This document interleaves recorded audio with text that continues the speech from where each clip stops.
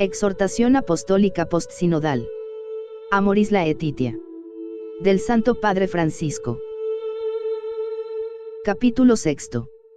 Algunas perspectivas pastorales. 199. El diálogo del camino sinodal llevaron a plantear la necesidad de desarrollar nuevos caminos pastorales, que procuraré recoger ahora de manera general. Serán las distintas comunidades quienes deberán elaborar propuestas más prácticas y eficaces, que tengan en cuenta tanto las enseñanzas de la Iglesia como las necesidades y los desafíos locales. Sin pretender presentar aquí una pastoral de la familia, quiero detenerme solo a recoger algunos de los grandes desafíos pastorales. Anunciar el Evangelio de la familia hoy. 200. Los padres sinodales insistieron en que las familias cristianas, por la gracia del sacramento nupcial, son los principales sujetos de la pastoral familiar, sobre todo aportando el testimonio gozoso de los cónyuges y de las familias, iglesias domésticas. Por ello, remarcaron que se trata de hacer experimentar que el Evangelio de la familia es alegría que llena el corazón y la vida entera, porque en Cristo somos liberados del pecado, de la tristeza, del vacío interior, del aislamiento. Evangelii Gaudium, 1. A la luz de la parábola del sembrador, Mateo 13, 3-9, nuestra tarea es cooperar en la siembra, lo demás es obra de Dios. Tampoco hay que olvidar que la Iglesia que predica sobre la familia es signo de contradicción, pero los matrimonios agradecen que los pastores les ofrezcan motivaciones para una valiente apuesta por un amor fuerte, sólido, duradero, capaz de hacer frente a todo lo que se le cruce por delante. La Iglesia quiere llegar a las familias con humilde comprensión, y su deseo es acompañar a cada una y a todas las familias para que puedan descubrir la mejor manera de superar las dificultades que se encuentran en su camino. No basta incorporar una genérica preocupación por la familia en los grandes proyectos pastorales. Para que las familias puedan ser cada vez más sujetos activos de la pastoral familiar, se requiere un esfuerzo evangelizador y catequístico dirigido a la familia, que la oriente en este sentido. 201. Esto exige a toda la Iglesia una conversión misionera. Es necesario no quedarse en un anuncio meramente teórico y desvinculado de los problemas reales de las personas. La pastoral familiar debe hacer experimentar que el Evangelio de la familia responde a las expectativas más profundas de la persona humana, a su dignidad y a la realización plena en la reciprocidad, en la comunión y en la fecundidad. No se trata solamente de presentar una normativa, sino de proponer valores, respondiendo a la necesidad que se constata hoy, incluso en los países más secularizados, de tales valores. También, se ha subrayado la necesidad de una evangelización que denuncie con franqueza los condicionamientos culturales, sociales, políticos y económicos, como el espacio excesivo concedido a la lógica de mercado, que impiden una auténtica vida familiar, determinando discriminaciones, pobreza, exclusiones y violencia. Para ello, hay que entablar un diálogo y una cooperación con las estructuras sociales, así como alentar y sostener a los laicos que se comprometen, como cristianos, en el ámbito cultural y sociopolítico. 202. La principal contribución a la pastoral familiar la ofrece la parroquia, que es una familia de familias, donde se armonizan los aportes de las pequeñas comunidades, movimientos y asociaciones eclesiales. 232. Junto con una pastoral específicamente orientada a las familias, se nos plantea la necesidad de una formación más adecuada de los presbíteros, los diáconos, los religiosos y las religiosas, los catequistas y otros agentes pastorales. 233. En las respuestas a las consultas enviadas a todo el mundo, se ha destacado que a los ministros ordenados les suele faltar formación adecuada para tratar los complejos problemas actuales de las familias. En este sentido, también puede ser útil la experiencia de la larga tradición oriental de los sacerdotes casados. 203. Los seminaristas deberían acceder a una formación interdisciplinaria más amplia sobre noviazgo y matrimonio, y no solo en cuanto a la doctrina. Además, la formación no siempre les permite desplegar su mundo psicoafectivo. Algunos llevan sobre sus vidas la experiencia de su propia familia herida, con ausencia de padres y con inestabilidad emocional. Habrá que garantizar durante la formación una maduración para que los futuros ministros posean el equilibrio psíquico que su tarea les exige. Los vínculos familiares son fundamentales para fortalecer la sana autoestima de los seminaristas. Por ello es importante que las familias acompañen todo el proceso del seminario y del sacerdocio, ya que ayudan a fortalecerlo de un modo realista. En ese sentido, es saludable la combinación de algún tiempo de vida en el seminario con otro de vida en parroquias, que permita tomar mayor contacto con la realidad concreta de las familias. En efecto, a lo largo de su vida pastoral el sacerdote se encuentra sobre todo con familias. La presencia de los laicos y de las familias, en particular la presencia femenina, en la formación sacerdotal, favorece el aprecio por la variedad y complementariedad de las diversas vocaciones en la Iglesia. 204. Las respuestas a las consultas también expresan con insistencia la necesidad de la formación de agentes laicos de pastoral familiar con ayuda de psicopedagogos, médicos de familia, médicos comunitarios, asistentes sociales, abogados de minoridad y familia, con apertura a recibir los aportes de la psicología, la sociología, la sexología, e incluso el counseling. Los profesionales, en especial quienes tienen experiencia de acompañamiento, ayudan a encarnar las propuestas pastorales en las situaciones reales y en las inquietudes concretas de las familias. Los caminos y cursos de formación destinados específicamente a los agentes de pastoral podrán hacerles idóneos para inserir el mismo camino de preparación al matrimonio en la dinámica más amplia de la vida eclesial. Una buena capacitación pastoral es importante, sobre todo a la vista de las situaciones particulares de emergencia derivadas de los casos de violencia doméstica y el abuso sexual. Todo esto de ninguna manera disminuye, sino que complementa, el valor fundamental de la dirección espiritual, de los inestimables recursos espirituales de la Iglesia y de la reconciliación sacramental. Guiar a los prometidos en el camino de preparación al matrimonio. 205.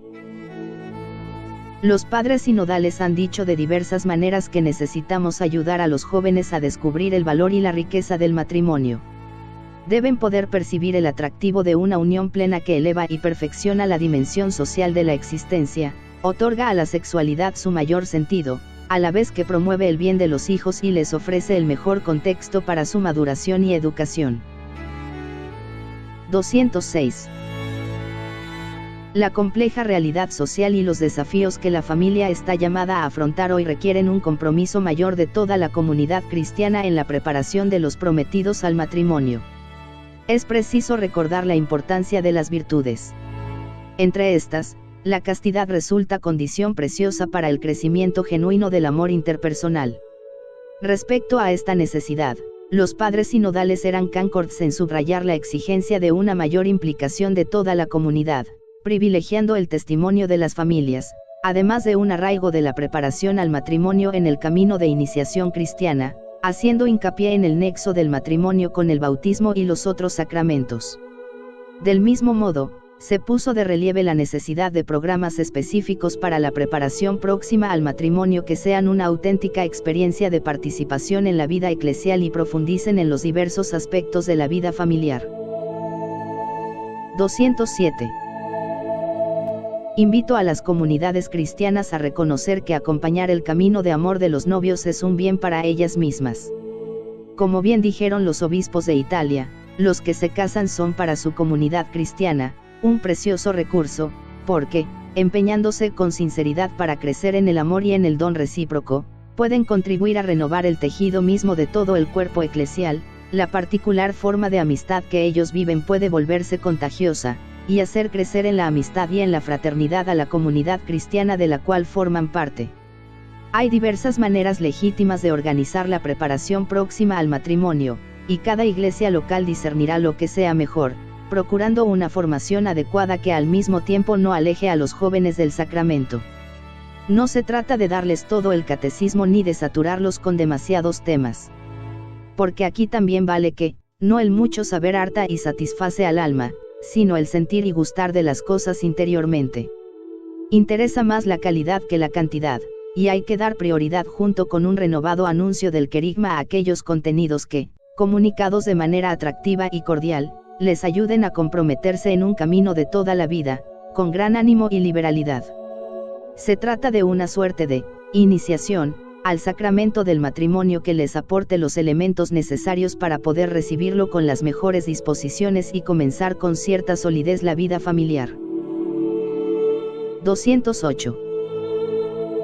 Conviene encontrar además las maneras, a través de las familias misioneras, de las propias familias de los novios y de diversos recursos pastorales, de ofrecer una preparación remota que haga madurar el amor que se tienen, con un acompañamiento cercano y testimonial.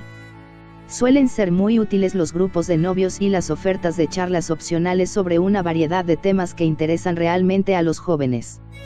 No obstante, son indispensables algunos momentos personalizados, porque el principal objetivo es ayudar a cada uno para que aprenda a amar a esta persona concreta con la que pretende compartir toda la vida. Aprender a amar a alguien no es algo que se improvisa ni puede ser el objetivo de un breve curso previo a la celebración del matrimonio. En realidad, cada persona se prepara para el matrimonio desde su nacimiento. Todo lo que su familia le aportó debería permitirle aprender de la propia historia y capacitarle para un compromiso pleno y definitivo. Probablemente quienes llegan mejor preparados al casamiento son quienes han aprendido de sus propios padres lo que es un matrimonio cristiano, donde ambos se han elegido sin condiciones, y siguen renovando esa decisión. En ese sentido, todas las acciones pastorales tendientes a ayudar a los matrimonios a crecer en el amor y a vivir el Evangelio en la familia, son una ayuda inestimable para que sus hijos se preparen para su futura vida matrimonial. Tampoco hay que olvidar los valiosos recursos de la pastoral popular. Para dar un sencillo ejemplo, recuerdo el día de San Valentín, que en algunos países es mejor aprovechado por los comerciantes que por la creatividad de los pastores. 209. La preparación de los que ya formalizaron un noviazgo, cuando la comunidad parroquial logra acompañarlos con un buen tiempo de anticipación, también debe darles la posibilidad de reconocer incompatibilidades o riesgos. De este modo se puede llegar a advertir que no es razonable apostar por esa relación, para no exponerse a un fracaso previsible que tendrá consecuencias muy dolorosas. El problema es que el deslumbramiento inicial lleva a tratar de ocultar o de relativizar muchas cosas, se evita discrepar, y así solo se patean las dificultades para adelante. Los novios deberían ser estimulados y ayudados para que puedan hablar de lo que cada uno espera de un eventual matrimonio, de su modo de entender lo que es el amor y el compromiso, de lo que se desea del otro, del tipo de vida en común que se quisiera proyectar. Estas conversaciones pueden ayudar a ver que en realidad los puntos de contacto son escasos, y que la mera atracción mutua no será suficiente para sostener la unión. Nada es más volátil, precario e imprevisible que el deseo, y nunca hay que alentar una decisión de contraer matrimonio si no se han ahondado otras motivaciones que otorguen a ese compromiso posibilidades reales de estabilidad. 210. En todo caso, si se reconocen con claridad los puntos débiles del otro, es necesario que haya una confianza realista en la posibilidad de ayudarle a desarrollar lo mejor de su persona para contrarrestar el peso de sus fragilidades, con un firme interés en promoverlo como ser humano. Esto implica aceptar con sólida voluntad la posibilidad de afrontar algunas renuncias, momentos difíciles y situaciones conflictivas, y la decisión firme de prepararse para ello. Se deben detectar las señales de peligro que podría tener la relación, para encontrar antes del casamiento recursos que permitan afrontarlas con éxito. Lamentablemente, muchos llegan a las nupcias sin conocerse. Solo se han distraído juntos, han hecho experiencias juntos, pero no han enfrentado el desafío de mostrarse a sí mismos y de aprender quién es en realidad el otro. 211. Tanto la preparación próxima como el acompañamiento más prolongado, deben asegurar que los novios no vean el casamiento como el final del camino, sino que asuman el matrimonio como una vocación que los lanza hacia adelante, con la firme y realista decisión de atravesar juntos todas las pruebas y momentos difíciles. La pastoral prematrimonial y la pastoral matrimonial deben ser ante todo una pastoral del vínculo, donde se aporten elementos que ayuden tanto a madurar el amor como a superar los momentos duros. Estos aportes no son únicamente convicciones doctrinales, ni siquiera pueden reducirse a los preciosos recursos espirituales que siempre ofrece la Iglesia, sino que también deben ser caminos prácticos, consejos bien encarnados, tácticas tomadas de la experiencia, orientaciones psicológicas. Todo esto configura una pedagogía del amor que no puede ignorar la sensibilidad actual de los jóvenes, en orden a movilizarlos interiormente. A su vez, en la preparación de los novios, debe ser posible indicarles lugares y personas, consultorías o familias disponibles, donde puedan acudir en busca de ayuda cuando surjan dificultades. Pero nunca hay que olvidar la propuesta de la reconciliación sacramental, que permite colocar los pecados y los errores de la vida pasada, y de la misma relación, bajo el influjo del perdón misericordioso de Dios y de su fuerza sanadora. Preparación de la celebración. 212. La preparación próxima al matrimonio tiende a concentrarse en las invitaciones, la vestimenta, la fiesta y los innumerables detalles que consumen tanto el presupuesto como las energías y la alegría. Los novios llegan agobiados y agotados al casamiento, en lugar de dedicar las mejores fuerzas a prepararse como pareja para el gran paso que van a dar juntos. Esta mentalidad se refleja también en algunas uniones de hecho que nunca llegan al casamiento porque piensan en festejos demasiado costosos, en lugar de dar prioridad al amor mutuo y a su formalización ante los demás. Queridos novios, tened la valentía de ser diferentes, no os dejéis devorar por la sociedad del consumo y de la apariencia. Lo que importa es el amor que os une, fortalecido y santificado por la gracia. Vosotros sois capaces de optar por un festejo austero y sencillo, para colocar el amor por encima de todo. Los agentes de pastoral y la comunidad entera pueden ayudar a que esta prioridad se convierta en lo normal y no en la excepción. 213. En la preparación más inmediata es importante iluminar a los novios para vivir con mucha hondura la celebración litúrgica, ayudándoles a percibir y vivir el sentido de cada gesto. Recordemos que un compromiso tan grande como el que expresa el consentimiento matrimonial, y la unión de los cuerpos que consuma el matrimonio, cuando se trata de dos bautizados, solo pueden interpretarse como signos del amor del Hijo de Dios hecho carne y unido con su Iglesia en alianza de amor. En los bautizados, las palabras y los gestos se convierten en un lenguaje elocuente de la fe. El cuerpo, con los significados que Dios ha querido infundirle al crearlo, se convierte en el lenguaje de los ministros del sacramento, conscientes de que en el pacto conyugal se manifiesta y se realiza el misterio. 214. A veces, los novios no perciben el peso teológico y espiritual del consentimiento, que ilumina el significado de todos los gestos posteriores. Hace falta destacar que esas palabras no pueden ser reducidas al presente, implican una totalidad que incluye el futuro, hasta que la muerte los separe. El sentido del consentimiento muestra que, libertad y fidelidad no se oponen, más bien se sostienen mutuamente, tanto en las relaciones interpersonales, como en las sociales. Efectivamente, pensemos en los daños que producen, en la civilización de la comunicación global, la inflación de promesas incumplidas, el honor de la palabra dada, la fidelidad a la promesa, no se pueden comprar ni vender. No se pueden imponer con la fuerza, pero tampoco custodiar sin sacrificio. 215. Los obispos de Kenia advirtieron que, demasiado centrados en el día de la boda, los futuros esposos se olvidan de que están preparándose para un compromiso que dura toda la vida. Hay que ayudar a advertir que el sacramento no es solo un momento que luego pasa a formar parte del pasado y de los recuerdos, porque ejerce su influencia sobre toda la vida matrimonial, de manera permanente. El significado procreativo de la sexualidad, el lenguaje del cuerpo, y los gestos de amor vividos en la historia de un matrimonio, se convierten en una ininterrumpida continuidad del lenguaje litúrgico, y la vida conyugal viene a ser, en algún sentido, liturgia. 216. También se puede meditar con las lecturas bíblicas y enriquecer la comprensión de los anillos que se intercambian, o de otros signos que formen parte del rito. Pero no sería bueno que se llegue al casamiento sin haber orado juntos, el uno por el otro, pidiendo ayuda a Dios para ser fieles y generosos, preguntándole juntos a Dios qué es lo que Él espera de ellos, e incluso consagrando su amor ante una imagen de María. Quienes los acompañen en la preparación del matrimonio deberían orientarlos para que sepan vivir esos momentos de oración que pueden hacerles mucho bien. La liturgia nupcial es un evento único, que se vive en el contexto familiar y social de una fiesta. Jesús inició sus milagros en el banquete de bodas de Caná, el vino bueno del milagro del Señor, que anima el nacimiento de una nueva familia. Es el vino nuevo de la alianza de Cristo con los hombres y mujeres de todos los tiempos. Generalmente, el celebrante tiene la oportunidad de dirigirse a una asamblea compuesta de personas que participan poco en la vida eclesial o que pertenecen a otra confesión cristiana o comunidad religiosa. Por lo tanto, se trata de una ocasión imperdible para anunciar el Evangelio de Cristo. Acompañar en los primeros años de la vida matrimonial.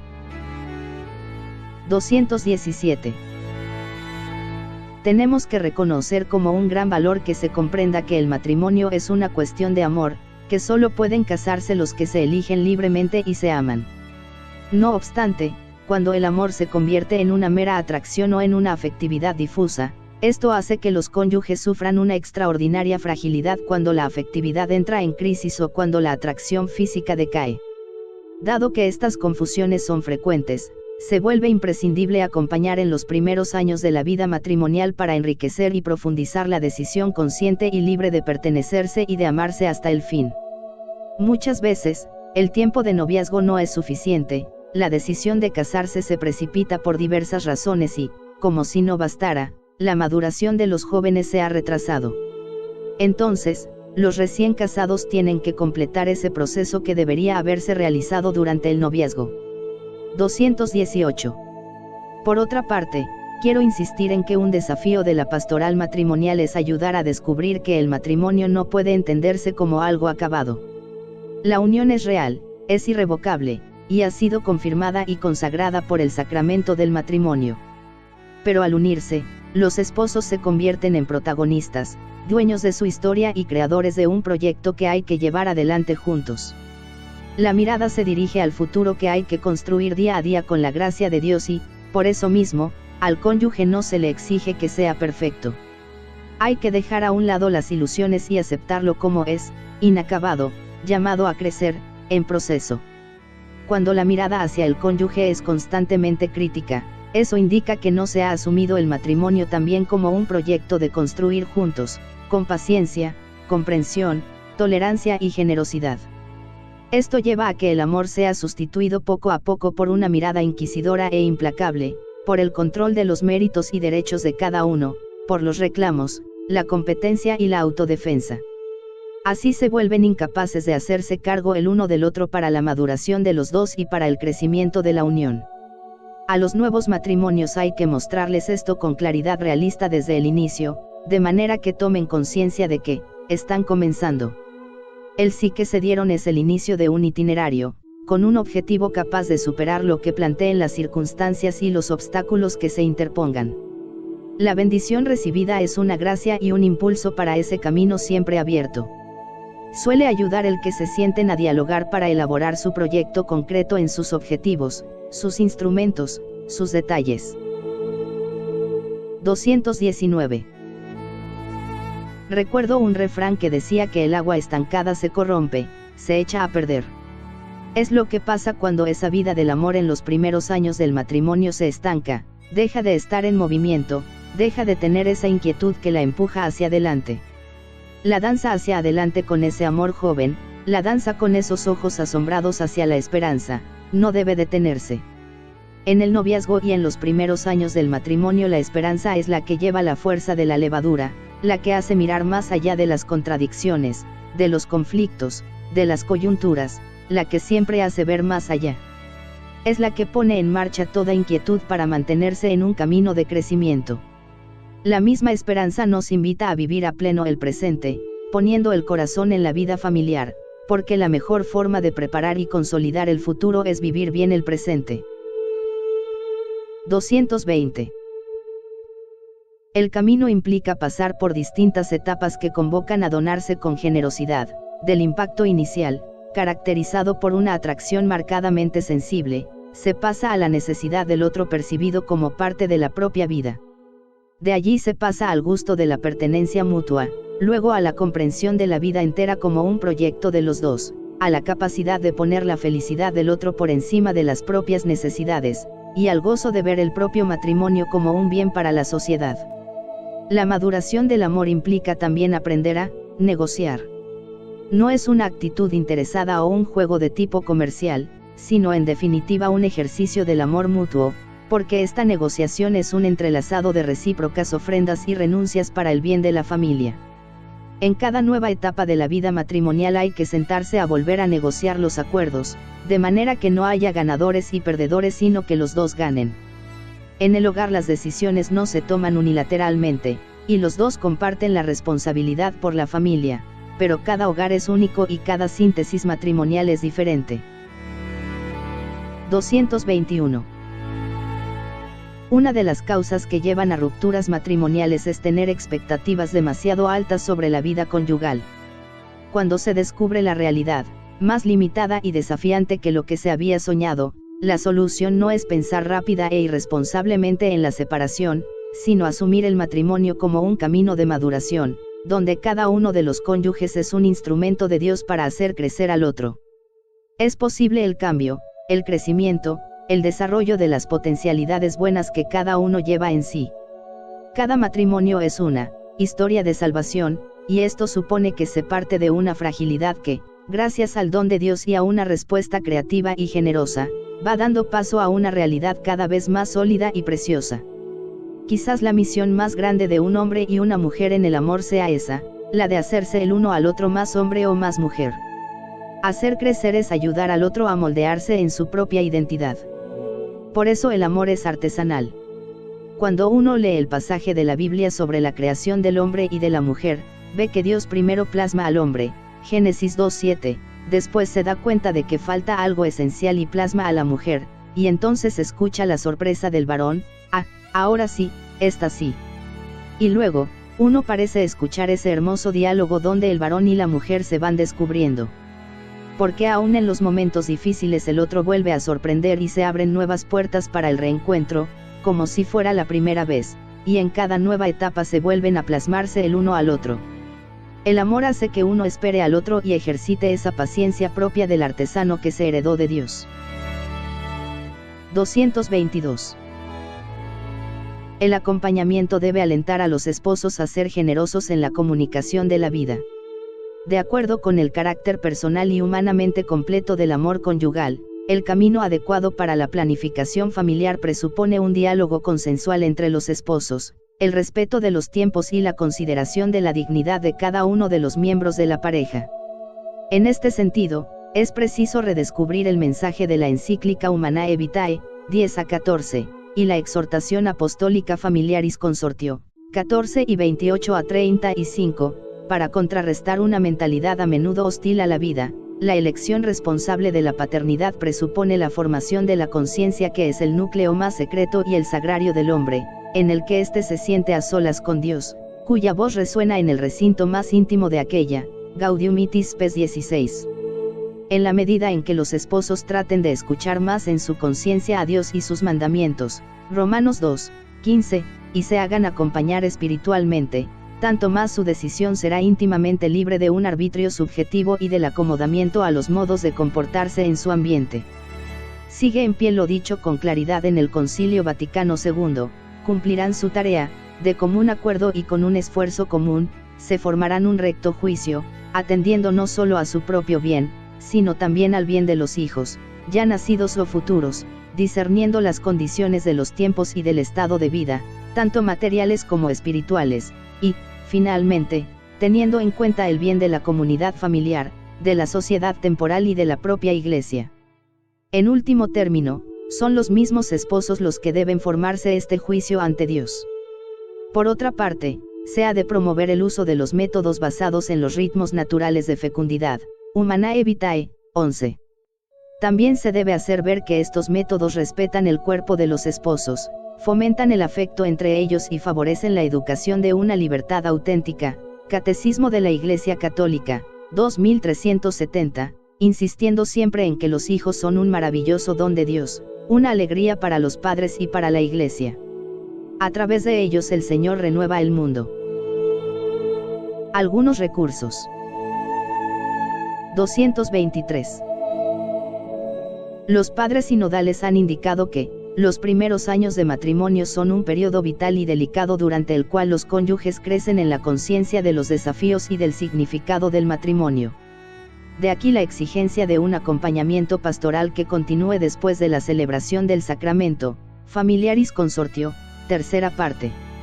Resulta de gran importancia en esta pastoral la presencia de esposos con experiencia. La parroquia se considera el lugar donde los cónyuges expertos pueden ofrecer su disponibilidad a ayudar a los más jóvenes, con el eventual apoyo de asociaciones, movimientos eclesiales y nuevas comunidades. Hay que alentar a los esposos a una actitud fundamental de acogida del gran don de los hijos. Es preciso resaltar la importancia de la espiritualidad familiar, de la oración y de la participación en la Eucaristía dominical, y alentar a los cónyuges a reunirse regularmente para que crezca la vida espiritual y la solidaridad en las exigencias concretas de la vida. Liturgias, prácticas de devoción y Eucaristía celebradas para las familias, sobre todo en el aniversario del matrimonio, se citaron como ocasiones vitales para favorecer la evangelización mediante la familia. 224. Este camino es una cuestión de tiempo. El amor necesita tiempo disponible y gratuito, que coloque otras cosas en un segundo lugar. Hace falta tiempo para dialogar, para abrazarse sin prisa, para compartir proyectos, para escucharse, para mirarse, para valorarse, para fortalecer la relación. A veces, el problema es el ritmo frenético de la sociedad, o los tiempos que imponen los compromisos laborales. Otras veces, el problema es que el tiempo que se pasa juntos no tiene calidad. Solo compartimos un espacio físico pero sin prestarnos atención el uno al otro. Los agentes pastorales y los grupos matrimoniales deberían ayudar a los matrimonios jóvenes o frágiles a aprender a encontrarse en esos momentos, a detenerse el uno frente al otro, e incluso a compartir momentos de silencio que los obliguen a experimentar la presencia del cónyuge. 225. Los matrimonios que tienen una buena experiencia de aprendizaje en este sentido pueden aportar los recursos prácticos que les han sido de utilidad, la programación de los momentos para estar juntos gratuitamente, los tiempos de recreación con los hijos, las diversas maneras de celebrar cosas importantes, los espacios de espiritualidad compartida. Pero también pueden enseñar recursos que ayudan a llenar de contenido y de sentido esos momentos, para aprender a comunicarse mejor. Esto es de suma importancia cuando se ha apagado la novedad del noviazgo. Porque, cuando no se sabe qué hacer con el tiempo compartido, uno u otro de los cónyuges terminará refugiándose en la tecnología, inventará otros compromisos, buscará otros brazos, o escapará de una intimidad incómoda. 226. A los matrimonios jóvenes también hay que estimularlos a crear una rutina propia, que brinda una sana sensación de estabilidad y de seguridad, y que se construye con una serie de rituales cotidianos compartidos. Es bueno darse siempre un beso por la mañana, bendecirse todas las noches, esperar al otro y recibirlo cuando llega, tener alguna salida juntos, compartir tareas domésticas. Pero al mismo tiempo es bueno cortar la rutina con la fiesta, no perder la capacidad de celebrar en familia, de alegrarse y de festejar las experiencias lindas.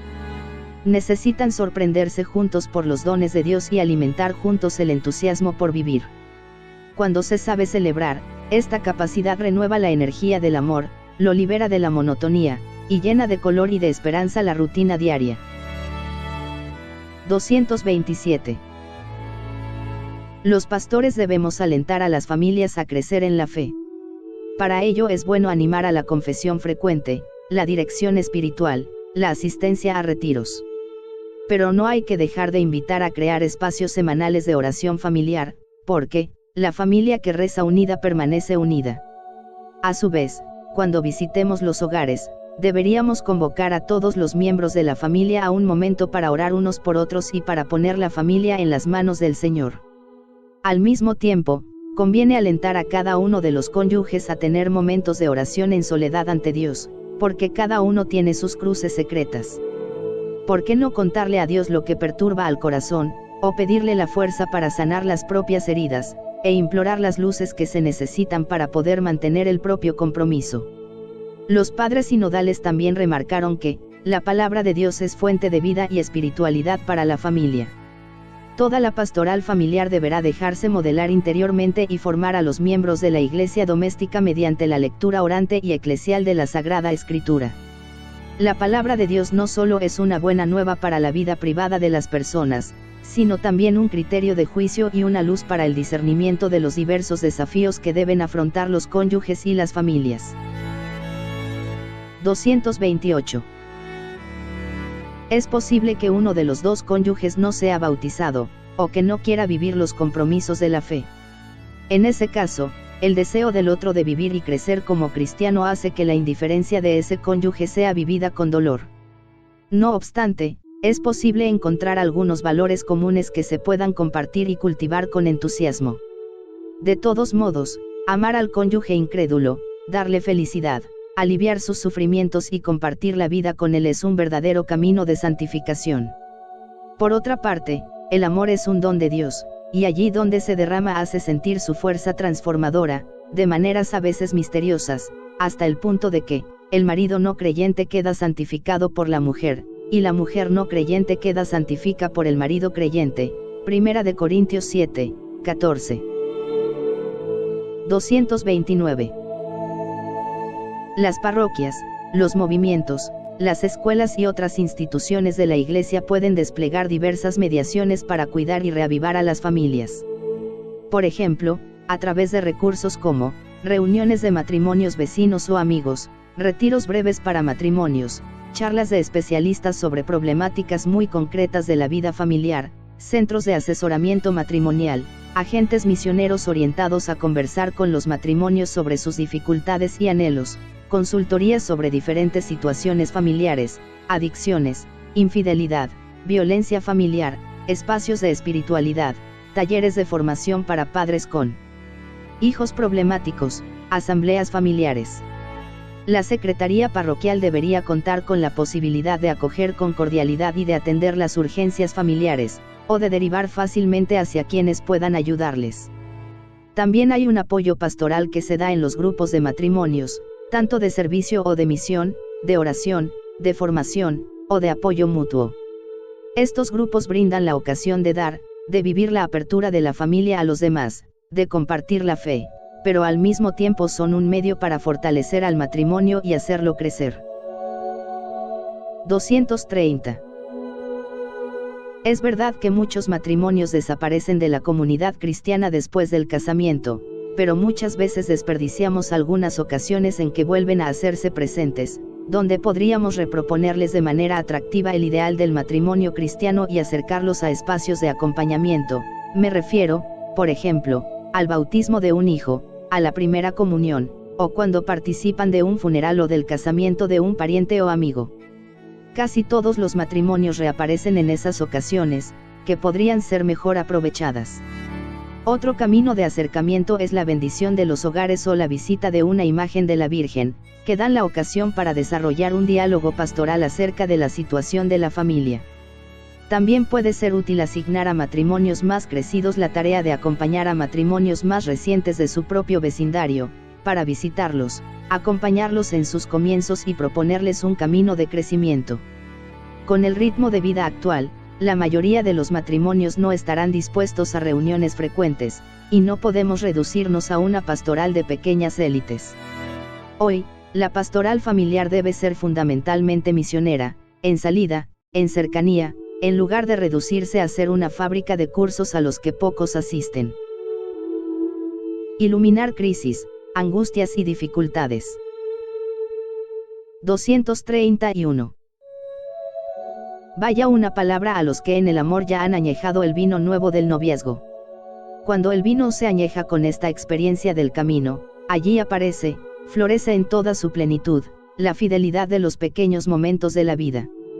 Es la fidelidad de la espera y de la paciencia. Esa fidelidad llena de sacrificios y de gozos va como floreciendo en la edad en que todo se pone añejo y los ojos se ponen brillantes al contemplar los hijos de sus hijos. Así era desde el principio, pero eso ya se hizo consciente, asentado, madurado en la sorpresa cotidiana del redescubrimiento día tras día, año tras año. Como enseñaba San Juan de la Cruz, los viejos amadores son los ya ejercitados y probados. Ellos, ya no tienen aquellos hervores sensitivos ni aquellas furias y fuegos fervorosos por fuera, sino que gustan la suavidad del vino de amor ya bien cocido en su sustancia, asentado allá dentro en el alma. Esto supone haber sido capaces de superar juntos las crisis y los tiempos de angustia, sin escapar de los desafíos ni esconder las dificultades. El desafío de las crisis. 232. La historia de una familia está surcada por crisis de todo tipo, que también son parte de su dramática belleza. Hay que ayudar a descubrir que una crisis superada no lleva a una relación con menor intensidad sino a mejorar, asentar y madurar el vino de la unión. No se convive para ser cada vez menos felices, sino para aprender a ser felices de un modo nuevo, a partir de las posibilidades que abre una nueva etapa. Cada crisis implica un aprendizaje que permite incrementar la intensidad de la vida compartida, o al menos encontrar un nuevo sentido a la experiencia matrimonial. De ningún modo hay que resignarse a una curva descendente, a un deterioro inevitable, a una soportable mediocridad. Al contrario, cuando el matrimonio se asume como una tarea, que implica también superar obstáculos, cada crisis se percibe como la ocasión para llegar a beber juntos el mejor vino. Es bueno acompañar a los cónyuges para que puedan aceptar las crisis que lleguen, tomar el guante y hacerles un lugar en la vida familiar. Los matrimonios experimentados y formados deben estar dispuestos a acompañar a otros en este descubrimiento, de manera que las crisis no los asusten ni los lleven a tomar decisiones apresuradas. Cada crisis esconde una buena noticia que hay que saber escuchar afinando el oído del corazón. 233. La reacción inmediata es resistirse ante el desafío de una crisis, ponerse a la defensiva por sentir que escapa al propio control, porque muestra la insuficiencia de la propia manera de vivir, y eso incomoda. Entonces se usa el recurso de negar los problemas, esconderlos, relativizar su importancia, apostar solo al paso del tiempo. Pero eso retarda la solución y lleva a consumir mucha energía en un ocultamiento inútil que complicará todavía más las cosas. Los vínculos se van deteriorando y se va consolidando un aislamiento que daña la intimidad. En una crisis no asumida, lo que más se perjudica es la comunicación. De ese modo, poco a poco, alguien que era, la persona que amo, pasa a ser, quien me acompaña siempre en la vida, luego solo, el padre o la madre de mis hijos, y, al final, un extraño. 234. Para enfrentar una crisis se necesita estar presentes. Es difícil, porque a veces las personas se aíslan para no manifestar lo que sienten, se arrinconan en el silencio mezquino y tramposo. En estos momentos es necesario crear espacios para comunicarse de corazón a corazón. El problema es que se vuelve más difícil comunicarse así en un momento de crisis y nunca se aprendió a hacerlo. Es todo un arte que se aprende en tiempos de calma, para ponerlo en práctica en los tiempos duros. Hay que ayudar a descubrir las causas más ocultas en los corazones de los cónyuges, y a enfrentarlas como un parto que pasará y dejará un nuevo tesoro. Pero las respuestas a las consultas realizadas remarcan que en situaciones difíciles o críticas la mayoría no acude al acompañamiento pastoral, ya que no lo siente comprensivo, cercano, realista, encarnado. Por eso, tratemos ahora de acercarnos a las crisis matrimoniales con una mirada que no ignore su carga de dolor y de angustia. 235. Hay crisis comunes que suelen ocurrir en todos los matrimonios, como la crisis de los comienzos, cuando hay que aprender a compatibilizar las diferencias y desprenderse de los padres, o la crisis de la llegada del hijo, con sus nuevos desafíos emocionales, la crisis de la crianza, que cambia los hábitos del matrimonio, la crisis de la adolescencia del hijo, que exige muchas energías, desestabiliza a los padres y a veces los enfrenta entre sí, la crisis del nido vacío, que obliga a la pareja a mirarse nuevamente a sí misma, la crisis que se origina en la vejez de los padres de los cónyuges, que reclaman más presencia, cuidados y decisiones difíciles. Son situaciones exigentes, que provocan miedos, sentimientos de culpa, depresiones o cansancios que pueden afectar gravemente a la unión. 236. A estas se suman las crisis personales que inciden en la pareja, relacionadas con dificultades económicas, laborales, afectivas, sociales, espirituales. Y se agregan circunstancias inesperadas que pueden alterar la vida familiar, y que exigen un camino de perdón y reconciliación. Al mismo tiempo que intenta dar el paso del perdón, cada uno tiene que preguntarse con serena humildad si no ha creado las condiciones para exponer al otro a cometer ciertos errores. Algunas familias sucumben cuando los cónyuges se culpan mutuamente, pero, la experiencia muestra que, con una ayuda adecuada y con la acción de reconciliación de la gracia, un gran porcentaje de crisis matrimoniales se superan de manera satisfactoria. Saber perdonar y sentirse perdonados es una experiencia fundamental en la vida familiar. El difícil arte de la reconciliación, que requiere del sostén de la gracia, necesita la generosa colaboración de familiares y amigos, y a veces incluso de ayuda externa y profesional. 237. Se ha vuelto frecuente que, cuando uno siente que no recibe lo que desea, o que no se cumple lo que soñaba, eso parece ser suficiente para dar fin a un matrimonio. Así no habrá matrimonio que dure. A veces, para decidir que todo acabó basta una insatisfacción, una ausencia en un momento en que se necesitaba al otro, un orgullo herido o un temor difuso. Hay situaciones propias de la inevitable fragilidad humana, a las cuales se otorga una carga emotiva demasiado grande. Por ejemplo, la sensación de no ser completamente correspondido, los celos, las diferencias que surjan entre los dos, el atractivo que despiertan otras personas, los nuevos intereses que tienden a apoderarse del corazón, los cambios físicos del cónyuge, y tantas otras cosas que, más que atentados contra el amor, son oportunidades que invitan a recrearlo una vez más. 238. En esas circunstancias, algunos tienen la madurez necesaria para volver a elegir al otro como compañero de camino, más allá de los límites de la relación, y aceptan con realismo que no pueda satisfacer todos los sueños acariciados. Evitan considerarse los únicos mártires, valoran las pequeñas o limitadas posibilidades que les da la vida en familia y apuestan por fortalecer el vínculo en una construcción que llevará tiempo y esfuerzo. Porque en el fondo reconocen que cada crisis es como un nuevo, sí, que hace posible que el amor renazca fortalecido, transfigurado, madurado, iluminado. A partir de una crisis se tiene la valentía de buscar las raíces profundas de lo que está ocurriendo, de volver a negociar los acuerdos básicos, de encontrar un nuevo equilibrio y de caminar juntos una etapa nueva. Con esta actitud de constante apertura se pueden afrontar muchas situaciones difíciles. De todos modos, reconociendo que la reconciliación es posible, hoy descubrimos que, un ministerio dedicado a aquellos cuya relación matrimonial se ha roto parece particularmente urgente.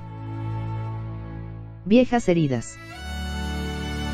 239. Es comprensible que en las familias haya muchas crisis cuando alguno de sus miembros no ha madurado su manera de relacionarse, porque no ha sanado heridas de alguna etapa de su vida. La propia infancia o la propia adolescencia mal vivida son caldo de cultivo para crisis personales que terminan afectando al matrimonio. Si todos fueran personas que han madurado normalmente, las crisis serían menos frecuentes o menos dolorosas. Pero el hecho es que a veces las personas necesitan realizar a los 40 años una maduración atrasada que debería haberse logrado al final de la adolescencia. A veces se ama con un amor egocéntrico propio del niño, fijado en una etapa donde la realidad se distorsiona y se vive el capricho de que todo gire en torno al propio yo.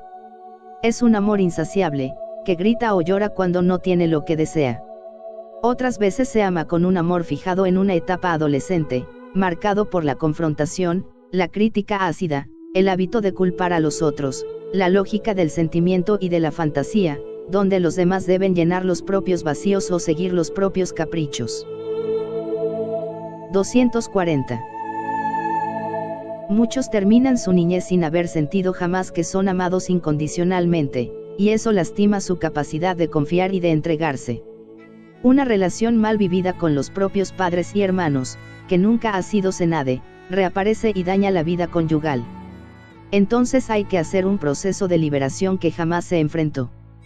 Cuando la relación entre los cónyuges no funciona bien, antes de tomar decisiones importantes conviene asegurarse de que cada uno haya hecho ese camino de curación de la propia historia.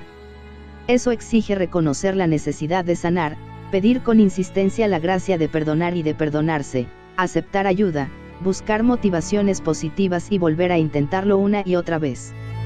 Cada uno tiene que ser muy sincero consigo mismo para reconocer que su modo de vivir el amor tiene estas inmadureces. Por más que parezca evidente que toda la culpa es del otro, nunca es posible superar una crisis esperando que solo cambie el otro. También hay que preguntarse por las cosas que uno mismo podría madurar o sanar para favorecer la superación del conflicto. Acompañar después de rupturas y divorcios. 241. En algunos casos, la valoración de la dignidad propia y del bien de los hijos exige poner un límite firme a las pretensiones excesivas del otro, a una gran injusticia, a la violencia o a una falta de respeto que se ha vuelto crónica. Hay que reconocer que, hay casos donde la separación es inevitable.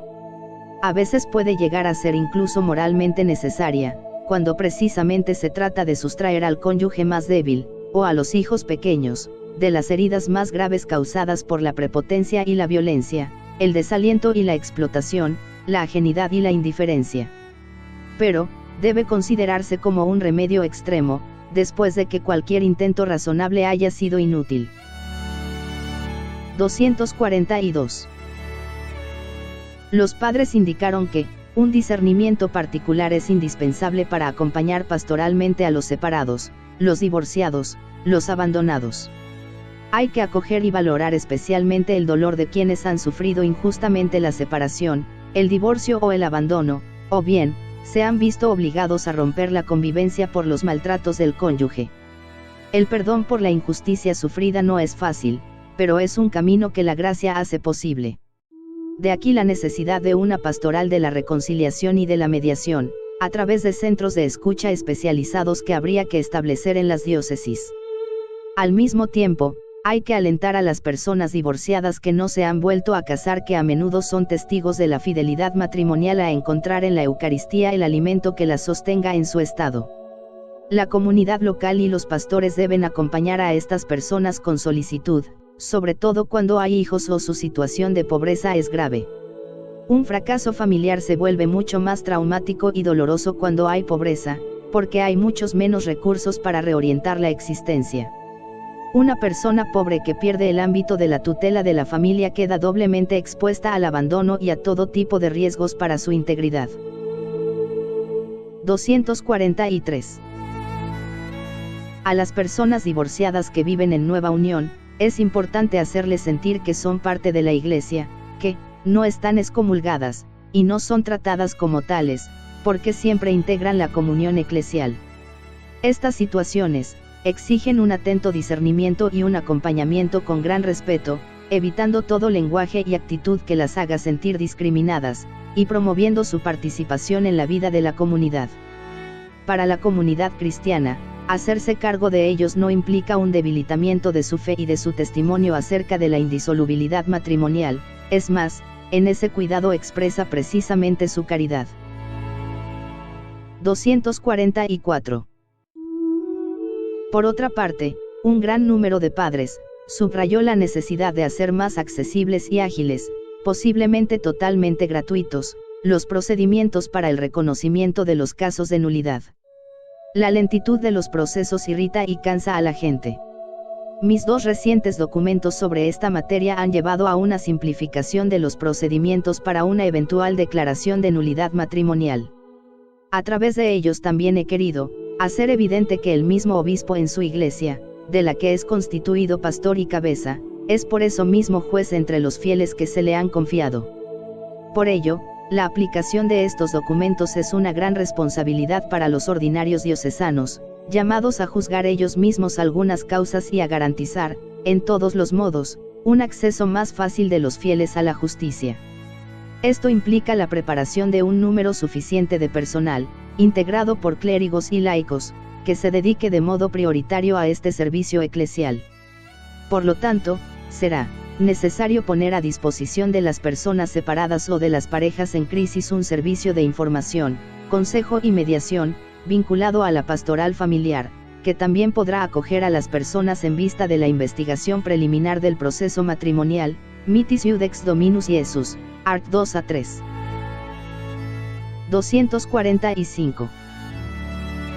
Los padres sinodales también han destacado las consecuencias de la separación o del divorcio sobre los hijos, en cualquier caso víctimas inocentes de la situación.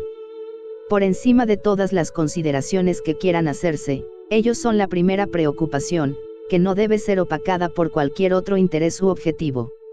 A los padres separados les ruego, jamás, jamás, jamás tomar el hijo como rehén. Os habéis separado por muchas dificultades y motivos, la vida os ha dado esta prueba, pero que no sean los hijos quienes carguen el peso de esta separación, que no sean usados como rehenes contra el otro cónyuge. Que crezcan escuchando que la mamá habla bien del papá, aunque no estén juntos, y que el papá habla bien de la mamá. Es una irresponsabilidad dañar la imagen del padre o de la madre con el objeto de acaparar el afecto del hijo, para vengarse o para defenderse, porque eso afectará a la vida interior de ese niño y provocará heridas difíciles de sanar. 246. La Iglesia, aunque comprende las situaciones conflictivas que deben atravesar los matrimonios, no puede dejar de ser voz de los más frágiles, que son los hijos que sufren, muchas veces en silencio. Hoy, a pesar de nuestra sensibilidad aparentemente evolucionada, y todos nuestros refinados análisis psicológicos, me pregunto si no nos hemos anestesiado también respecto a las heridas del alma de los niños. Sentimos el peso de la montaña que aplasta el alma de un niño, en las familias donde se trata mal y se hace el mal, hasta romper el vínculo de la fidelidad conyugal. Estas malas experiencias no ayudan a que esos niños maduren para ser capaces de compromisos definitivos. Por esto, las comunidades cristianas no deben dejar solos a los padres divorciados en nueva unión. Al contrario, deben incluirlos y acompañarlos en su función educativa. Porque, ¿cómo podremos recomendar a estos padres que hagan todo lo posible para educar a sus hijos en la vida cristiana, dándoles el ejemplo de una fe convencida y practicada, si los tuviésemos alejados de la vida en comunidad, como si estuviesen excomulgados? Se debe obrar de tal forma que no se sumen otros pesos además de los que los hijos, en estas situaciones, ya tienen que cargar. Ayudar a sanar las heridas de los padres y ayudarlos espiritualmente, es un bien también para los hijos, quienes necesitan el rostro familiar de la Iglesia que los apoye en esta experiencia traumática. El divorcio es un mal, y es muy preocupante el crecimiento del número de divorcios. Por eso, sin duda, nuestra tarea pastoral más importante con respecto a las familias, es fortalecer el amor y ayudar a sanar las heridas, de manera que podamos prevenir el avance de este drama de nuestra época. Algunas situaciones complejas. 247. Las problemáticas relacionadas con los matrimonios mixtos requieren una atención específica. Los matrimonios entre católicos y otros bautizados presentan, aun en su particular fisonomía, numerosos elementos que es necesario valorar y desarrollar, tanto por su valor intrínseco, como por la aportación que pueden dar al movimiento ecuménico. A tal fin, se debe buscar una colaboración cordial entre el ministro católico y el no católico, desde el tiempo de la preparación al matrimonio y a la boda, Familiaris Consortio, 78. Acerca de la participación eucarística, se recuerda que la decisión de permitir o no al contrayente no católico la comunión eucarística debe ser tomada de acuerdo con las normas vigentes en la materia, tanto para los cristianos de Oriente como para los otros cristianos, y teniendo en cuenta esta situación especial, es decir, que reciben el sacramento del matrimonio dos cristianos bautizados. Aunque los cónyuges de un matrimonio mixto tienen en común los sacramentos del bautismo y el matrimonio, compartir la Eucaristía solo puede ser excepcional y, en todo caso, deben observarse las disposiciones establecidas: Consejo Pontificio para la Promoción de la Unidad de los Cristianos, Directorio para la Aplicación de los Principios y Normas sobre el Ecumenismo, 25 de marzo de 1993, 159 a 160. 248. Los matrimonios con disparidad de culto constituyen un lugar privilegiado de diálogo interreligioso, comportan algunas dificultades especiales, sea en lo relativo a la identidad cristiana de la familia, como a la educación religiosa de los hijos. El número de familias compuestas por uniones conyugales con disparidad de culto, en aumento en los territorios de misión, e incluso en países de larga tradición cristiana, requiere urgentemente una atención pastoral diferenciada en función de los diversos contextos sociales y culturales. En algunos países, donde no existe la libertad de religión, el cónyuge cristiano es obligado a cambiar de religión para poder casarse, y no puede celebrar el matrimonio canónico con disparidad de culto ni bautizar a los hijos. Por lo tanto, debemos reafirmar la necesidad de que la libertad religiosa sea respetada para todos. Se debe prestar especial atención a las personas que se unen en este tipo de matrimonios, no solo en el periodo previo a la boda.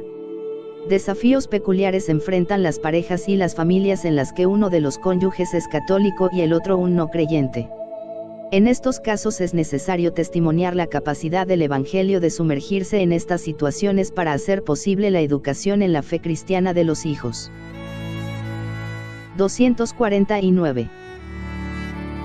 Las situaciones referidas al acceso al bautismo de personas que están en una condición matrimonial compleja presentan dificultades particulares. Se trata de personas que contrajeron una unión matrimonial estable en un momento en que al menos uno de ellos aún no conocía la fe cristiana. Los obispos están llamados a ejercer, en estos casos, un discernimiento pastoral acorde con el bien espiritual de ellos. 250.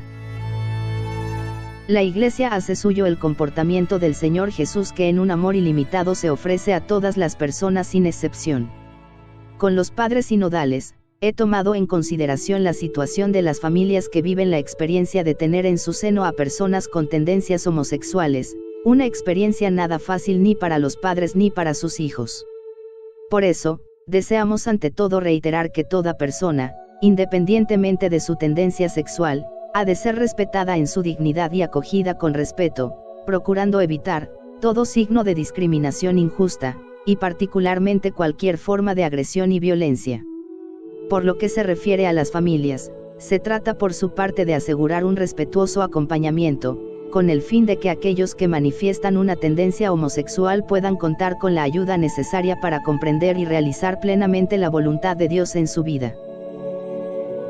251. En el curso del debate sobre la dignidad y la misión de la familia, los padres sinodales han hecho notar que los proyectos de equiparación de las uniones entre personas homosexuales con el matrimonio, no existe ningún fundamento para asimilar o establecer analogías, ni siquiera remotas, entre las uniones homosexuales y el designio de Dios sobre el matrimonio y la familia. Es inaceptable que las iglesias locales sufran presiones en esta materia y que los organismos internacionales condicionen la ayuda financiera a los países pobres a la introducción de leyes que instituyan el matrimonio entre personas del mismo sexo. 252. Las familias monoparentales tienen con frecuencia origen a partir de madres o padres biológicos que nunca han querido integrarse en la vida familiar. Las situaciones de violencia en las cuales uno de los progenitores se ve obligado a huir con sus hijos, la muerte o el abandono de la familia por uno de los padres, y otras situaciones. Cualquiera que sea la causa, el progenitor que vive con el niño debe encontrar apoyo y consuelo entre las familias que conforman la comunidad cristiana, así como en los órganos pastorales de las parroquias. Además, estas familias soportan a menudo otras problemáticas, como las dificultades económicas, la incertidumbre del trabajo precario, la dificultad para la manutención de los hijos, la falta de una vivienda. Cuando la muerte clava su aguijón. 253.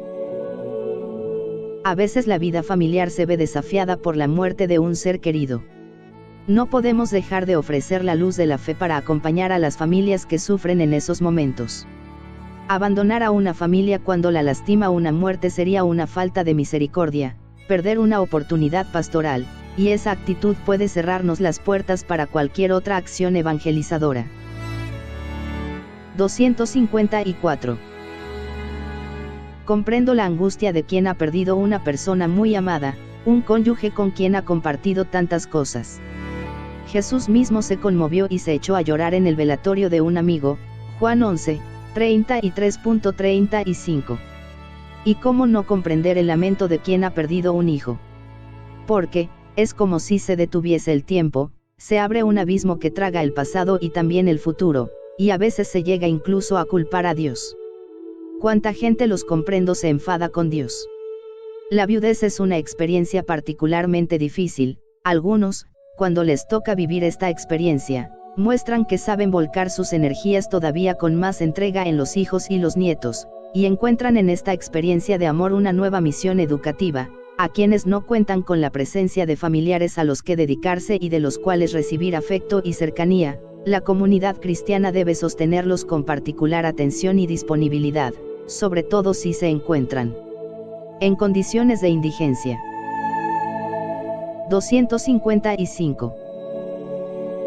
En general, el duelo por los difuntos puede llevar bastante tiempo, y cuando un pastor quiere acompañar ese proceso, tiene que adaptarse a las necesidades de cada una de sus etapas. Todo el proceso está surcado por preguntas, sobre las causas de la muerte, sobre lo que se podría haber hecho, sobre lo que vive una persona en el momento previo a la muerte. Con un camino sincero y paciente de oración y de liberación interior, vuelve la paz. En algún momento del duelo hay que ayudar a descubrir que quienes hemos perdido un ser querido todavía tenemos una misión que cumplir, y que no nos hace bien querer prolongar el sufrimiento, como si eso fuera un homenaje. La persona amada no necesita nuestro sufrimiento ni le resulta halagador que arruinemos nuestras vidas. Tampoco es la mejor expresión de amor recordarla y nombrarla a cada rato, porque es estar pendientes de un pasado que ya no existe, en lugar de amar a ese ser real que ahora está en el más allá. Su presencia física ya no es posible, pero si la muerte es algo potente, es fuerte el amor como la muerte. Cantares 8, 6. El amor tiene una intuición que le permite escuchar sin sonidos y ver en lo invisible. Eso no es imaginar al ser querido tal como era, sino poder aceptarlo transformado, como es ahora. Jesús resucitado, cuando su amiga María quiso abrazarlo con fuerza, le pidió que no lo tocara, Juan 20, 17, para llevarla a un encuentro diferente. 256. Nos consuela saber que no existe la destrucción completa de los que mueren, y la fe nos asegura que el resucitado nunca nos abandonará. Así podemos impedir que la muerte envenene nuestra vida, que haga vanos nuestros afectos, que nos haga caer en el vacío más oscuro. La Biblia habla de un Dios que nos creó por amor, y que nos ha hecho de tal manera que nuestra vida no termina con la muerte. Sabiduría 3, 2-3. San Pablo se refiere a un encuentro con Cristo inmediatamente después de la muerte. Deseo partir para estar con Cristo. Filipenses 1, 23. Con Él, después de la muerte nos espera lo que Dios ha preparado para los que lo aman. 1 Corintios 2, 9. El prefacio de la liturgia de los difuntos expresa bellamente: aunque la certeza de morir nos entristece, nos consuela la promesa de la futura inmortalidad. Porque la vida de los que en ti creemos, Señor, no termina, se transforma. Porque nuestros seres queridos no han desaparecido en la oscuridad de la nada, la esperanza nos asegura que ellos están en las manos buenas y fuertes de Dios. 257. Una manera de comunicarnos con los seres queridos que murieron es orar por ellos. Dice la Biblia que, rogar por los difuntos, es santo y piadoso. Segunda de Macabeos 12, 44-45. Orar por ellos puede no solamente ayudarles, sino también hacer eficaz su intercesión en nuestro favor.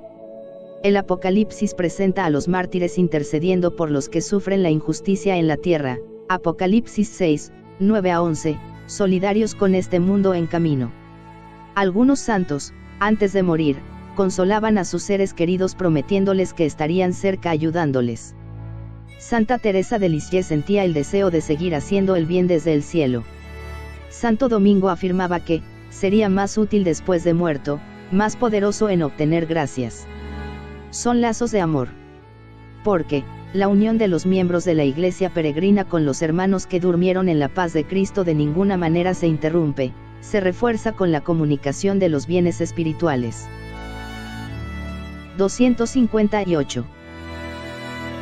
Si aceptamos la muerte podemos prepararnos para ella. El camino es crecer en el amor hacia los que caminan con nosotros, hasta el día en que, ya no habrá muerte, ni duelo, ni llanto ni dolor. Apocalipsis 21, 4. De ese modo, también nos prepararemos para reencontrar a los seres queridos que murieron.